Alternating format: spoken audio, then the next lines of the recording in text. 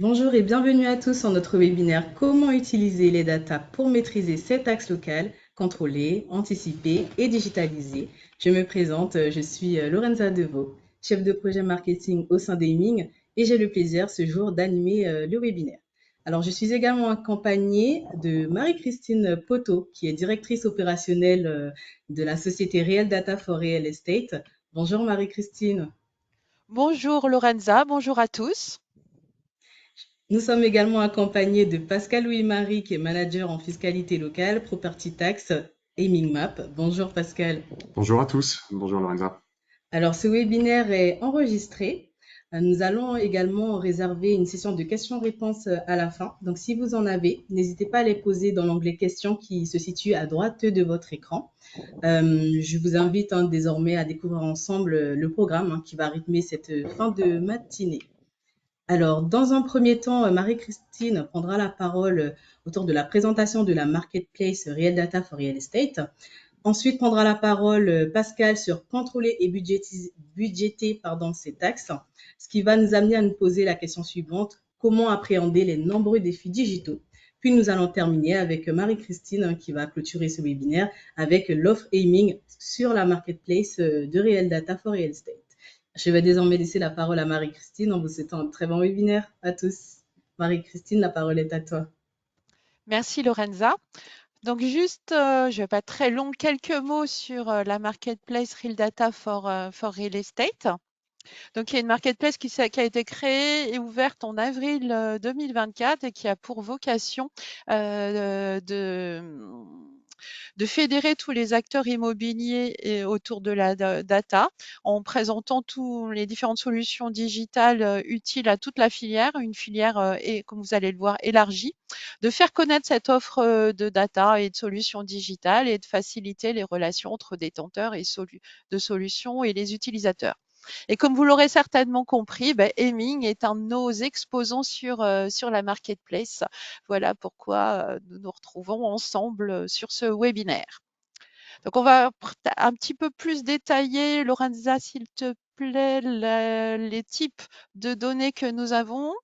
Donc nous, notre ambition est de fournir de la donnée pour répondre aux besoins suivants. Donc de la donnée immobilier résidentiel pour donner des éléments sur les fonctions d'achat, vente, location, estimation des logements individuels. De la donnée immobilier tertiaire à destination de bailleurs, brokers, exploitants avec des données pour acheter, vendre, louer, évaluer les actifs tertiaires, de la donnée foncière pour mieux connaître les territoires. Donc, sur une base de cadastre de PLU, on va avoir toutes les données mobilité, les données Smart City, les données climat, nature des sols. De la donnée pour suivre la construction et suivi de chantier, donc plus à destination des architectes maîtres d'œuvre. Donc, sur une base d'identifier en chantier, on va voir tout ce qui est BIM. La donnée, c'est pour ce qui est lié à l'exploitation bâtiment et perf énergétique. Donc, sur une base de référentiel bâtimentaire, on va avoir des données de consommation énergétique, de DPE, de qualité de l'air, on va avoir tout ce qui est GMAO. Et puis, en transversal à tout ça, des données de socio-éco pour suivre un petit peu l'analyse de l'offre et de la demande, comprendre comment se comportent les crédits, tout ce qui peut influer sur notre offre et notre demande. Lorenza?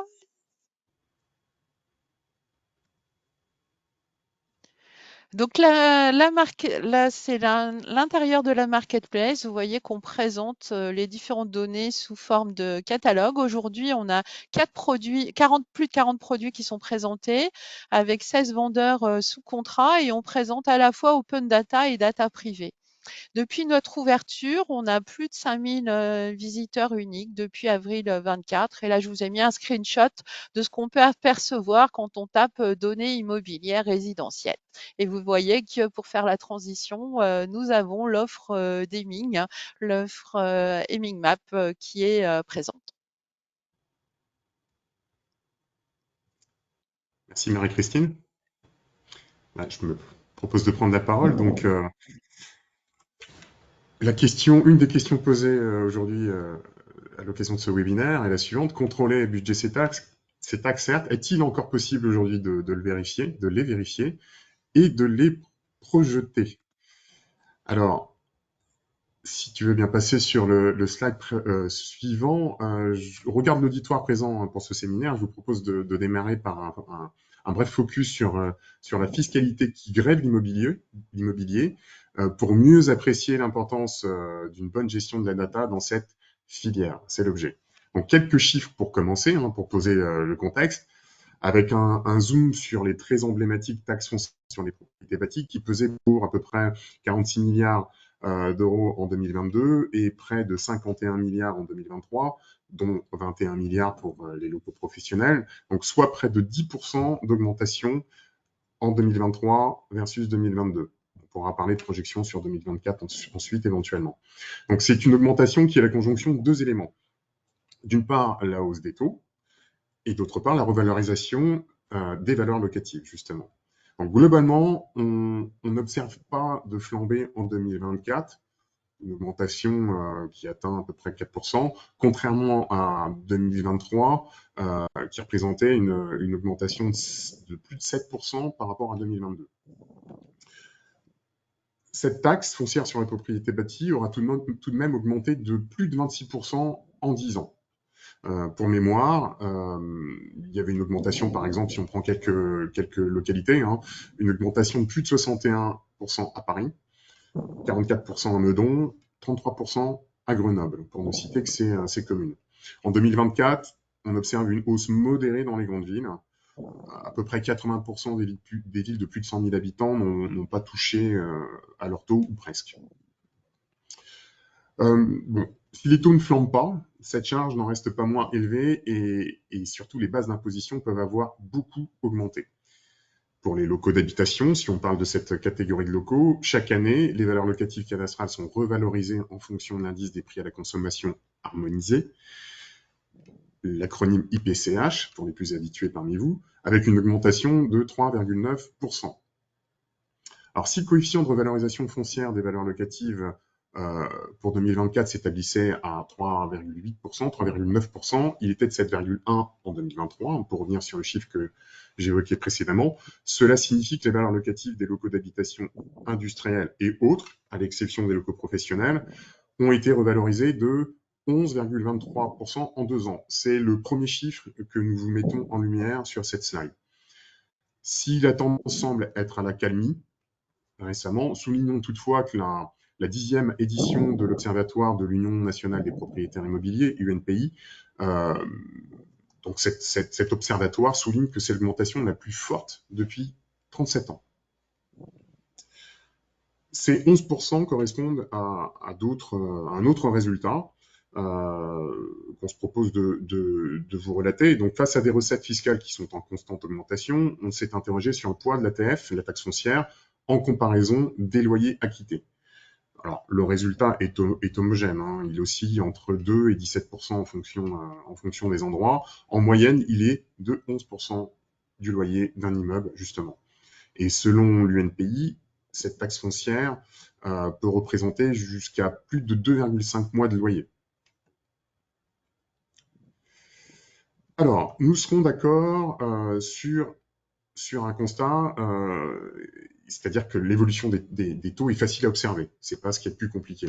Mais quid des bases d'imposition, et notamment pour celle qui peut paraître le plus complexe à analyser, à savoir la base d'imposition des locaux professionnels, et encore plus particulièrement celle des locaux dits commerciaux. C'est important d'en avoir une idée pour mieux comprendre l'enjeu de l'utilisation des data, et notamment en vue d'une éventuelle utilisation de l'IA, qui est un projet ambitieux. Alors, on peut parler d'une complexité accrue. En effet, c'est difficile de faire plus complexe depuis 2017. Je vais vous dire pourquoi. Pour les non-experts, il faut savoir qu'on peut identifier jusqu'à 9 paramètres principaux qui influencent la base d'imposition des locaux professionnels commerciaux et industriels, bien que certains critères soient plus déterminants que d'autres. On peut commencer par la nature du local, commercial, industriel, locaux résidentiels. Cette nature va régir les méthodes d'évaluation, tarifaires ou comptables, avec un arbitrage qui est parfois très sensible à faire en fonction du poids des installations techniques, des matériels et outillages industriels éventuellement présents dans les locaux détenus. Donc avec une valeur d'origine inférieure à 500 000 € qui est le seuil pour considérer qu'il s'agit de locaux commerciaux ou locaux industriels. Donc voilà pour la nature du local. Ensuite, on a la catégorie du local. On a le secteur d'évaluation où situe le local, la surface pondérée du local, le tarif au mètre carré qui correspond à la catégorie et au secteur, le coefficient de localisation qui permet de tenir compte de la situation plus ou moins favorable d'une parcelle au sein de son secteur d'évaluation. Alors, soit dit en passant, c'est un levier essentiel qui est mis à la disposition des collectivités, que les collectivités utilisent avec plus ou moins de maîtrise, voire de connaissance, je me permettrai de dire. Donc, ça permet un travail de précision au niveau de la parcelle. Et ce coefficient de localisation est un véritable outil d'aménagement du territoire, par exemple avec une action en faveur des commerces de centre-ville, le développement de zones d'activité, etc. Alors, en plus de ces paramètres de base, il y a d'autres éléments qui peuvent influencer l'imposition. Il y a l'abattement forfaitaire de 50% appliqué à la valeur locative, d'éventuelles exonérations ou abattements spécifiques, et les taux dont nous avons parlé. Alors, donc, pléthore de critères. Et s'il y a ces premiers critères que j'ai évoqués, on ajoute des mécanismes atténuateurs de la révision des valeurs locatives des locaux professionnels intervenus en 2017, donc des mécanismes tels que le planchonnement, le lissage et la neutralisation. Vous comprendrez pourquoi la matière est complexe, très complexe, et que les datas correspondant à ces différents critères sont sensibles à exploiter. Donc ça veut dire, clairement, ça veut dire des sources d'erreurs multiples qui expliquent notamment le poids des restitutions de sommes indues et des dégrèvements qui sont prononcés à hauteur de 3 milliards d'euros en 2023 pour la taxe foncière et la CFE si on ne parle que des entreprises.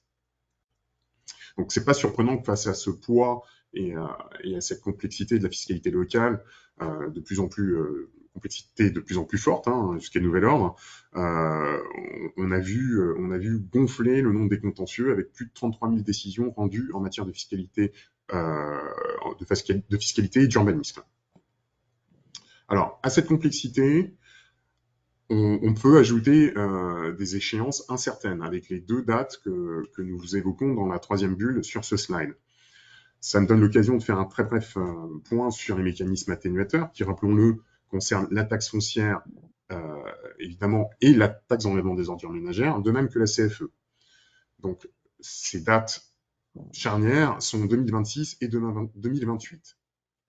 Pour les non-experts, rapidement, le premier mécanisme atténuateur est le planchonnement qui vise à atténuer l'impact de la réforme, notamment pour les locaux voyant leur cotisation doubler ou plus. Donc ça atténue l'impact pour les redevables, mais aussi pour les collectivités locales qui retirent de la matière fiscale de cette taxe, bien évidemment. Alors, ce planchonnement permet de réduire de moitié l'écart entre le montant de la valeur locative brute issue de la réforme et celui qui aurait été calculé sans réforme. Et ce dispositif s'applique jusqu'en 2025, a priori.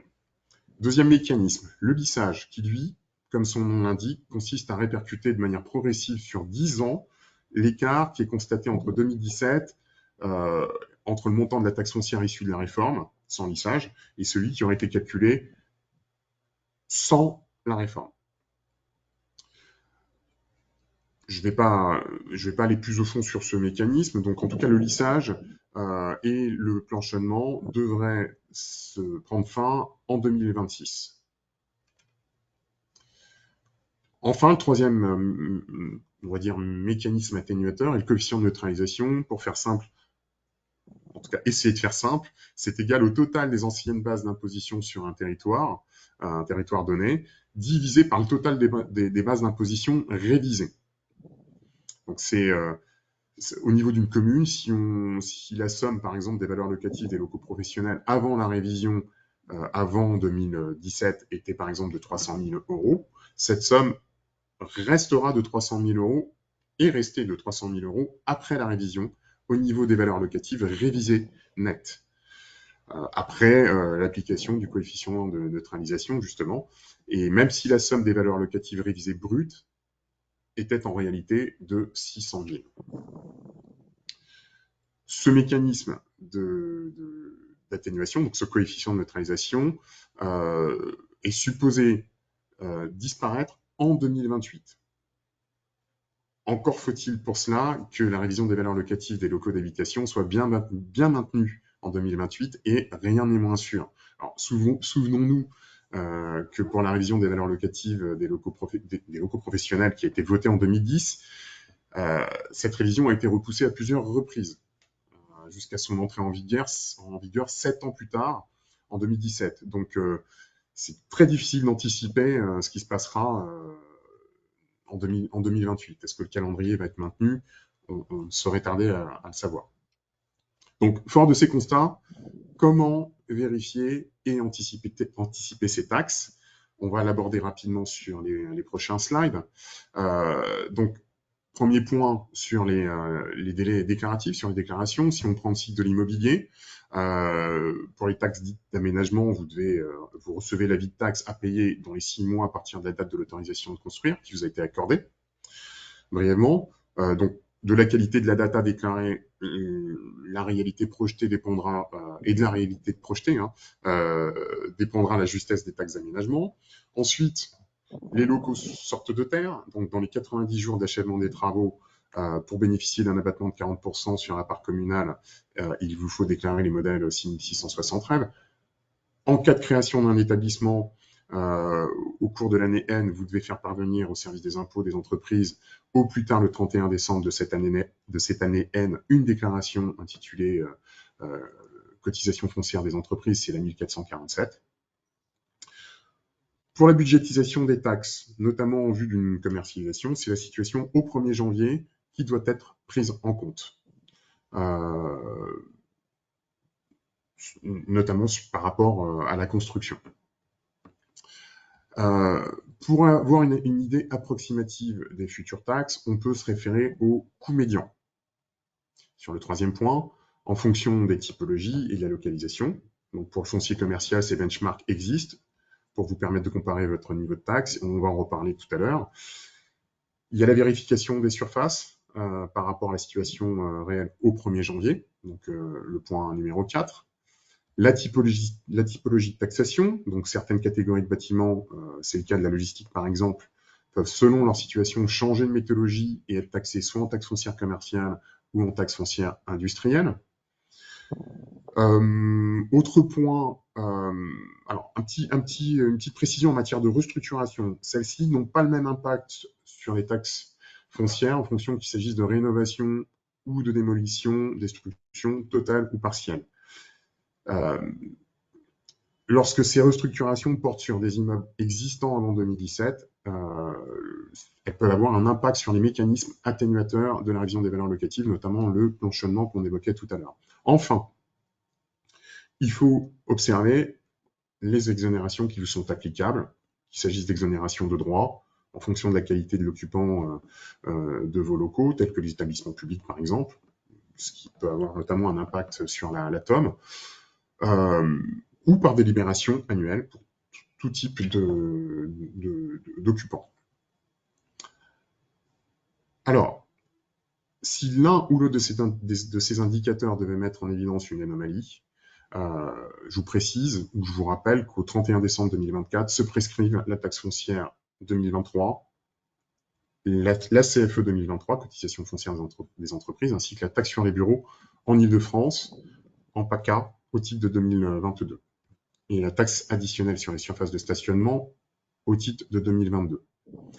Sur le slide suivant, on va passer très rapidement sur les 3-4 prochains slides pour pointer quelles sont les bonnes pratiques.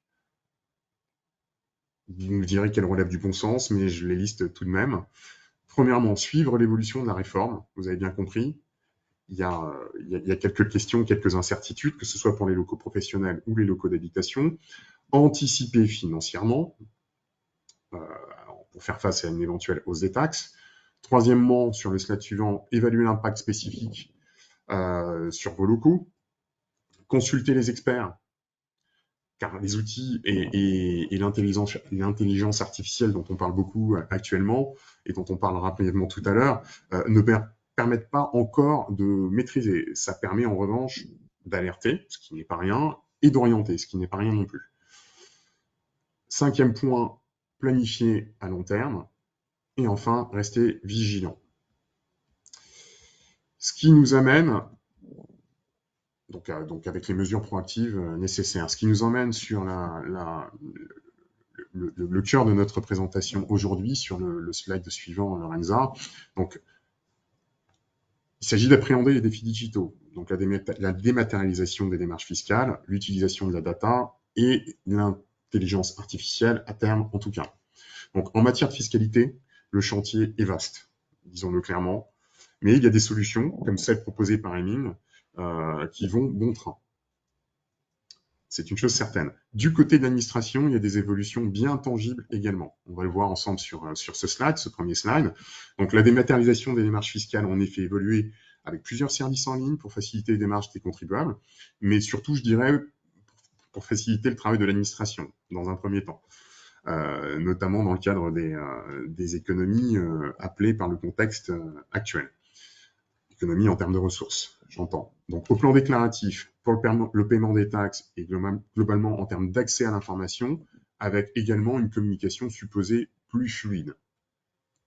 Donc, il y a la commodité de la déclaration en ligne, la possibilité du paiement dématérialisé, tout cela dans un espace numérique, etc. Donc, je pense que vous êtes nombreux à savoir que ça avance. Notons également l'accès à un système d'information géographique, dont les couches d'information évoluent d'année en année. Donc, beaucoup de choses très intéressantes avec un parcours utilisateur qui n'est pas encore forcément facile. Ça peut paraître un peu austère, mais sachez que tout n'est pas encore parfait, loin de là, avec des défauts de mise à jour d'informations observés ça et là, et des réflexes qui ne sont pas encore évidents à prendre pour le contribuable. Sur la slide suivante, je ne vais pas m'éterniser sur la fameuse illustration de la chasse à la piscine. Quand on parle de ça, on imagine le reste. Hein. Donc, s'agissant des méthodes d'identification d'anomalies et qui sont liées, rattachées au projet foncier innovant. Donc, c'est un projet qui permet à l'administration fiscale de recourir à des technologies novatrices, d'intelligence artificielle pour automatiser l'exploitation de prises de vue aériennes, notamment, et de l'ensemble des données recueillies par l'administration fiscale. Donc, il y a des démarches qui vont notamment dans le sens de la lutte contre l'artificialisation des sols. Je savais que j'aurais bugué là-dessus. Donc, ce qu'on appelle le ZAN, pour être plus clair. Bon, on peut imaginer de ce qui pourrait être mis en place par l'administration au sujet des démolitions de construction et pourquoi pas en faveur du contribuable. En somme, il y a un travail en cours de data mining fiscal qui consiste à croiser tout ce qui peut l'être en termes de données pour mettre en évidence des anomalies et déclencher les contrôles fiscaux. Et oui, et pour identifier les cas de fraude potentiels. Alors, pour précision, en 2021, 44% des contrôles fiscaux ont été programmés grâce au data mining avec une augmentation d'environ 10 points de pourcentage par an depuis son introduction, donc avec une forte accélération. Donc, il s'agissait d'attirer votre attention sur ce que l'administration fiscale met en place. À présent, je vais revenir avec vous, propriétaires exploitants de locaux, sur ce que vous êtes en mesure de faire par rapport à la data. Sur le slide suivant. Alors, l'interaction et surtout le rapprochement. Je vais plutôt faire un point sur le rôle de la data dans cette filière, hein, côté redevable.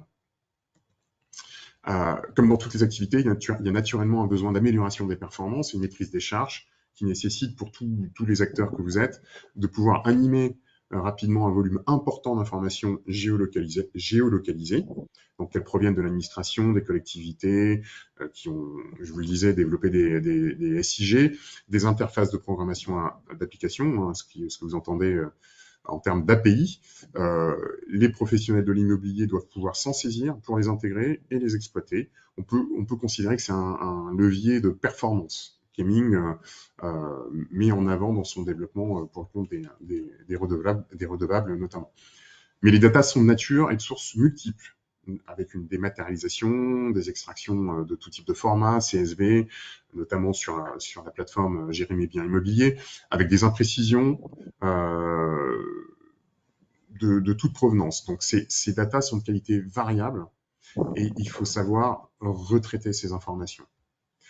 Donc l'interaction et surtout le rapprochement de ces différentes données stratégiques, autrement dit la capacité à les faire se parler, permet de répondre aux besoins et aux appels d'une filière immobilière sensible, exigeante, que vous ne me direz pas le contraire. Et il s'agit de faire interagir tout ça. C'est un socle nécessaire, indispensable à l'intervention de quelconque IA. Vous êtes naturellement préoccupé par l'obligation de prévoir, avec les besoins de forecast systématiques. Ces budgétisations doivent et seront sécurisées par votre capacité à vous munir à la fois de ces outils, mais aussi d'expertise pour gérer les aberrations. C'est la limite de l'exercice. Et ces écueils peuvent être importants, donc il faut pouvoir obtenir quelque chose de tangible. Donc, concernant le fameux benchmark, c'est devenu un réflexe. On vous invite à la prudence pour ne pas surréagir et en tout cas ne pas réagir trop vite auprès de l'administration et ne pas soulever d'éventuels risques de redressement caché dans les bases d'imposition de votre parc immobilier, mais au contraire, réagir méthodiquement en vue de corriger ce qui peut l'être sans risque. Pour rappel, il y a ce sur quoi on peut pas agir en tant que redevable, donc les taux, et vous avez en effet la possibilité de vérifier ou faire vérifier si le poids de vos taxes au mètre carré, ce qui est différent du taux, ne souffre pas d'anomalies particulières qui pourraient être corrigées à votre avantage. Mais pour cela, il faut pouvoir compter sur un benchmark, certes, mais dans la mesure où la base de données des benchmarks que vous utilisez puisse être suffisamment étoffée, pertinente, et ne laisse pas cours à des aberrations par rapport à la situation réelle de vos locaux. C'est considéré comme étant complexe. Donc, les outils ne font pas tout. Il y a, pour les spécialistes parmi vous, je ne vous apprendrai rien. Points fondamentaux à rappeler pour la bonne utilisation de ces outils et de l'IA, c'est la définition précise des attentes, petit 1, avec les cas d'usage. Deuxièmement, bien comprendre la donnée pour bien la structurer, la stocker sous différents formats, Excel, SQL, etc. et la géolocaliser. Cette notion de géolocalisation est très importante. Troisième point, intégrer des professionnels de la donnée dans les structures, des data miners, des data scientists, pour avoir la capacité de faire parler cette donnée et pouvoir l'enrichir, la visualiser, l'objectif étant de la rendre intelligible. Et enfin, je terminerai avec le suivi constant de ces data dans le temps. Je propose qu'on aille sur le slide suivant, Lorenza, pour revenir sur ce qu'il est facile d'observer. Dans la pratique, vous regardez naturellement le montant à payer. Donc là, c'est la partie supérieure d'un avis de taxe foncière qui vous indique que l'évolution des taux d'une année à l'autre sont évidents à observer.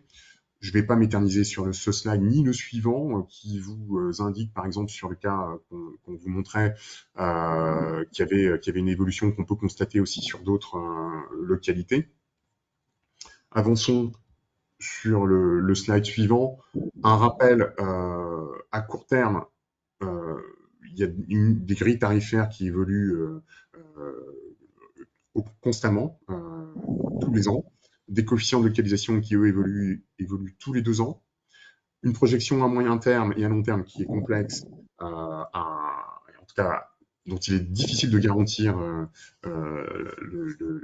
l'intervention. On va avancer sur cette slide également, Lorenza, pour avoir le temps d'aborder les outils.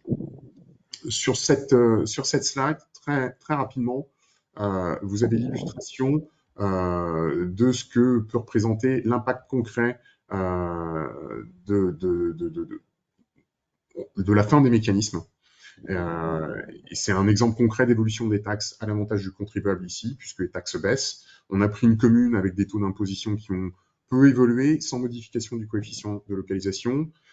Par exemple, en 2016, avant révision, une taxe de 339 K. En 2017, première année de mise en place de la révision, 334, car avec un premier pas de glissage à moins 6 700 €. En 2024, la dernière imposition à date, une taxe foncière de 295. Elle continue de descendre avec la logique d'un lissage négatif. On voit que la cotisation se rapproche de plus en plus de la cotisation lissée, ce qui est également logique puisqu'on s'approche de l'année 2026. Donc l'année 2025, je vous le rappelle, sera le dernier pas de lissage. Et en 2026, à la fin de ce mécanisme, la taxe sera de 211K. Donc, vous mesurez ici la difficulté de faire des projections et les outils sont difficiles à développer en conséquence. Sur le slide suivant, je vous évoque le baromètre qui illustre ce qui est possible de faire en termes d'études comparatives. Donc, on peut, en calculant un coût de taxe foncière en mètre carré, et le comparer, on va dire, correctement avec une première approche de son niveau de taxation. C'est un baromètre qu'on édite depuis de nombreuses années désormais, bientôt la 16e édition. On avait en 2023 des coûts médians sur la France. Je vous laisse prendre lecture des différents coûts qui contenus dans ce baromètre. On va aller sur le... Alors, sachez quand même que là, ce sont des grands chiffres et qu'il faut aller au niveau local pour avoir une vision plus précise. Hein. C'est ce qu'on propose. Et évidemment, avec toujours les limites de l'exercice, elles sont multiples, et notamment avec les exonérations éventuellement appliquées, notamment les exonérations de TOM qui viennent un peu trahir la pertinence de cette lecture.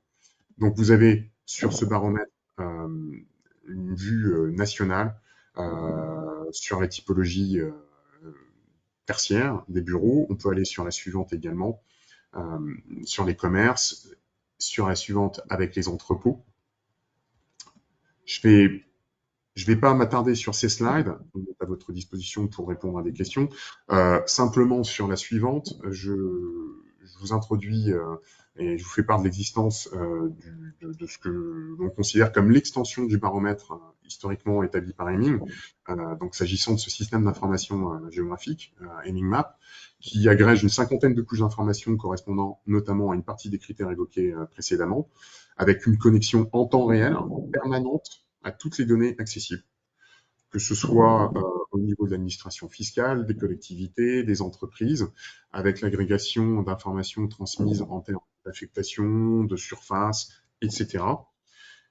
Et enfin, la couche d'informations qui correspond à la base de données constamment alimentée par les experts d'Hemming, et qui permet de calquer toutes les informations, qui permettent d'avoir une lecture suffisante pour identifier d'éventuelles anomalies, qu'elles soient en faveur des redevables ou en défaveur, pour pouvoir anticiper et budgéter des risques.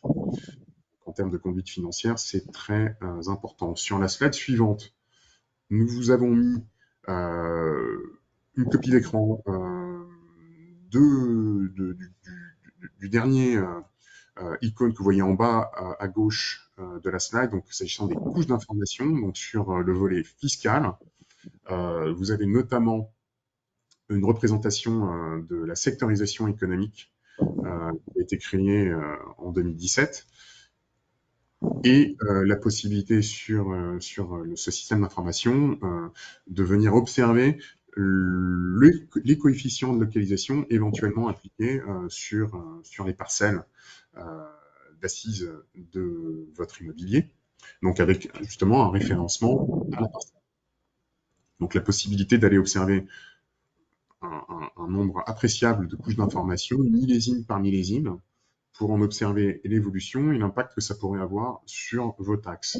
Sur la slide suivante, nous vous affichons justement ce qui correspond à l'extension du baromètre évoqué tout à l'heure, donc avec une vue dynamique, millésime par millésime, typologie de taxes, enfin, typologie d'actifs par typologie d'actifs, donc s'agissant de la taxe foncière, et avec une possibilité de zoomer sur les quartiers.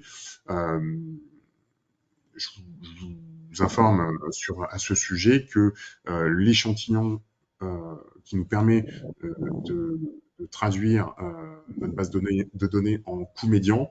Cet échantillon grossit d'année en année, il nous permet d'améliorer la qualité de cette data et de songer et de mettre en place des coefficients, des indices de confiance, je dirais, sur ces coûts médians. Avant de laisser la parole à Marie-Christine, on va aller sur les 4 points de rappel. On n'est pas obligé de s'éterniser, hein, les points de principe. Et, et je propose à Marie-Christine de prendre le relais. Merci à tous. Donc, alors si on peut voir la slide suivante, l'enjeu pour vous, responsable immobilier, c'est d'avoir la capacité à construire votre SI qui prenne en compte un peu toutes les composantes du métier, que ça aille de la description de vos bâtiments, en passant par la description cadastrale, les équipements qui peuvent exister. Et à ce titre, ce qu'on pense, c'est que les données fiscales font partie des variables qui peuvent être intéressantes à avoir pour un asset manager, pour un promoteur, de manière à quelque part bien anticiper éventuellement ces lieux d'implantation, qu'ils soient en location ou en achat, et puis quelque part avoir une gestion au fil de l'eau et des anticipations d'achat-vente en fonction de ce qui se passe. C'est pour ça que sur la marketplace Real Data, vous trouverez une offre fiscalité. Alors, toutes les offres présentes sur la marketplace se présentent sont sous la forme d'un petit résumé que vous avez pu voir au début de ma présentation et d'une fiche produit détaillée. Cette fiche produit détaillée est accessible quand vous avez créé un compte, c'est entièrement gratuit. Et dans cette fiche détaillée, vous allez pouvoir avoir une petite photo présentant l'application, une description. Et un point important pour nous, c'est tout un laïus sur la source de la donnée, de manière à vous rendre compte de la fiabilité de ce qui vous est proposé. Est-ce que ce sont des données brutes? Est-ce que ce sont des données estimées, des données modélisées par l'IA? Puis vous avez des notions de prix, alors soit des prix affichés, soit une notion à partir d'eux. Et vous avez la capacité, comme c'est montré sur la droite, de rentrer en relation avec le vendeur. Là, en l'occurrence, vous pourriez aller poser, je vois qu'on a une question auquel on aura à remplir. Cette question pourrait être formulée sur l'iMarketplace dans les questions. Vous avez aussi capacité à demander des devis. Donc sur Hemming, ce que nous avons discuté avec Pascal, aujourd'hui, vous avez accès, la solution SaaS est présentée sur la marketplace. Demain, on va y rajouter des fichiers de taxes locales qui vous permettront, sur la base de votre SI existant, de votre SIG, d'incorporer la dimension taxe locale sans forcément avoir à prendre toute l'appli digitale. Et puis, Pascal va aussi y mettre les résultats du paramètre en open data. Donc moi, ce que je vous incite, c'est vraiment à consulter, c'est vraiment sans engagement tout ce que nous avons sur la marketplace. Pour cela, il suffit de créer un compte. Pour créer un compte, c'est gratuit. Nom, prénom, email professionnel, nom de la société, et ça y est, votre compte est créé. Voilà. Et puis, je reste à votre disposition pour toute question par mail, par zone contact sur la messagerie. Voilà. Merci beaucoup. Merci. Merci Marie-Christine, merci Pascal hein, pour votre présentation ainsi que vos explications. Alors, nous avons exactement 5 minutes pour répondre aux questions. Donc, alors, nous en Alors, je vois avons qu'on en a une. deux, On en a, Lorenza. oui, Trois oui, même. on a une première. Donc, pour la taxe foncière, il est souvent très difficile d'obtenir le calcul de l'administration de la valeur locative. Que faire dans ce cas? Comment vérifier cette valeur? Alors, en effet, il est difficile d'obtenir ce détail.